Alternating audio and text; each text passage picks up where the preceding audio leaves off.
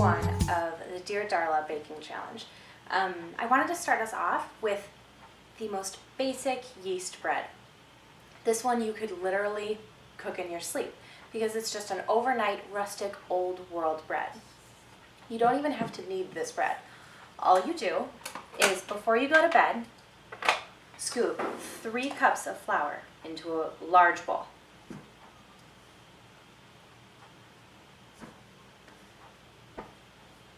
Next, you add about 1 to 2 teaspoons of yeast.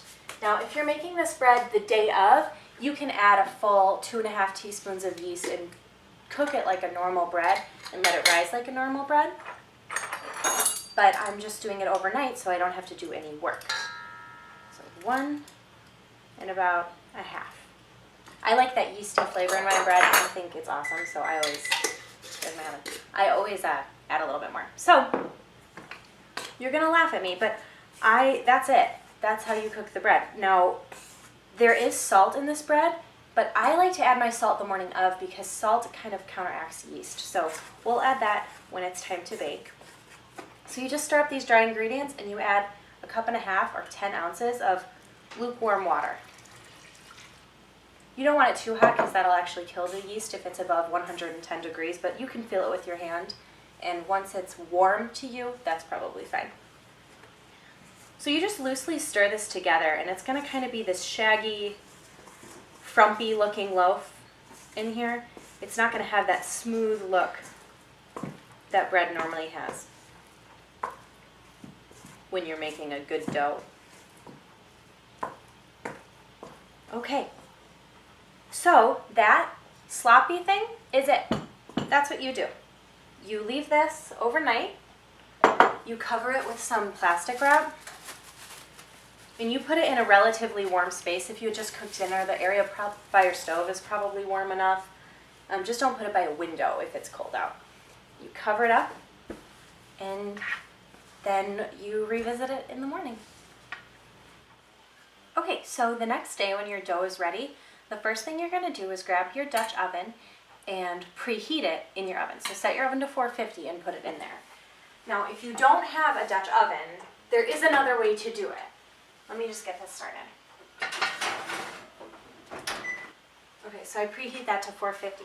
If you don't have a Dutch oven, that's okay. The whole idea is just to trap moisture in there. So you can take a regular sheet pan and make your bread on that, and then take a metal pan that is kind of deep and put it in your oven right now and preheat it in there.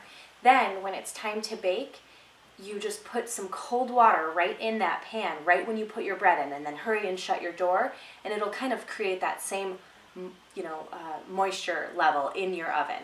So that's the other way to do it. Today we're going to use our Dutch oven. I love my Dutch oven. I have this beautiful cast iron one, and it's my favorite. So I'm going to use it in there, but easily you can do this without one. So then we have our dough ready. This sat overnight.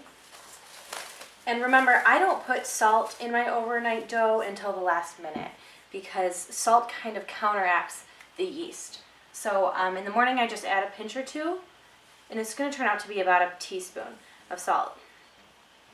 So my dough is all risen and then over risen, so it's kind of gloopy. And so I salt the top of it, and then I take my flour, and this is where it gets messy. I sprinkle it over the top just so I can get my dough out, and I begin just to scrape my dough. Oh, I should flour the surface onto your floured surface.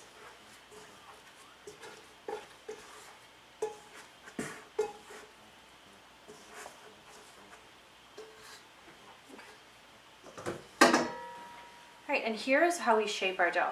We're going to give it some good pushes to release some of that air. And I form my loaves on semolina or cornmeal. I buy that in bulk and just always have it because I use it on the bottom of my pizzas or on my bread, and it really just helps to make it not stick to the bottom. You could use a little bit more flour if you want on the bottom, or you could just make your dough on some parchment paper if you're doing it without the Dutch oven, if you're doing it just on a baking sheet. So I fold it over itself and I make it into this nice little blob right here, and then here I have some semolina flour.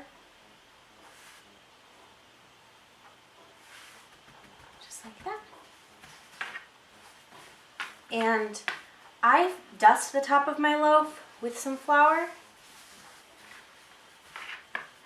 because that's what gives it that crust. When it has that flour and that flour hits the moisture, that's what gives it that really crunchy crust. So you can already see big bubbles forming in your dough. Oh, I love it. So you shape it however you want. You can do a longer shape. You can double this recipe and end up making like a big thing and just do the sheet pan option for cooking it. I just do this. And at this point, you can put a slash in it. You can even do a little stencil with a flour mark on the top, however you want. I like just that rustic look of letting it burst out of the top on its own, but you can put a little cross in it or just a dash down the middle, whatever you like. So now I have my little ball, and I place it on my semolina flour, and I cover it. And while my oven preheats, I try to let it heat and heat that Dutch oven through for like 30 minutes. So I let this rest, and as it rests, the gluten is going to reactivate again, and it's going to make it even more tender and more chewy. So we're going to leave this for that 30 minutes and then throw it in the oven. So when your Dutch oven has been preheated and your dough has rested long enough, you take out your Dutch oven, take the lid off, just pick up the bread with your hands. It should have the cornmeal or flour or semolina on the bottom, and put it in the Dutch oven and put the lid back on. So mine is in the oven right now with the lid on, and I'm going to leave it in there for 30 minutes with the lid on. And after that, I'm going to take the lid off and leave that for 15 minutes so that the crust can really bake. And then it'll be ready to eat. Okay, ready? Yes. So we took our bread out of the oven, and it looks really yummy. Yes, and I'm yeah.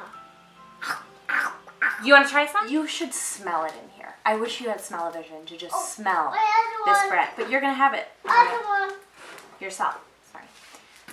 When you make this bread. Oh my goodness, do you hear that? Do you hear that? Awesome, perfect. Oh dear, that is good. Oh my goodness. That is some crusty bread. Yes, it is. Whew. Throwing it all over the place is so awesome. Do you see the steam coming out of this? If seeing this isn't enough to make you make bread, I don't know what it's going to be. This is really hot. It is. I feel it. Do you want to try some bread? Yes. So when you make your bread, please tag me on Instagram at Dear Darla Jean and hashtag the Dear Darla Baking Challenge, because every entry is every time you post something, either on Facebook and Instagram, I'm going to put you in a drawing for a fun giveaway at the end of the month, which I'm really excited about. Thank you for participating this week in week 1 of our baking challenge. I think you're going to be great. Be sure to comment or email me any questions you have as you go along, because I'm here to help. So this is going to be fun. I can't wait to see what you guys do. So I'll see you later. Later. I'll see you later, video. I'll see you later, video.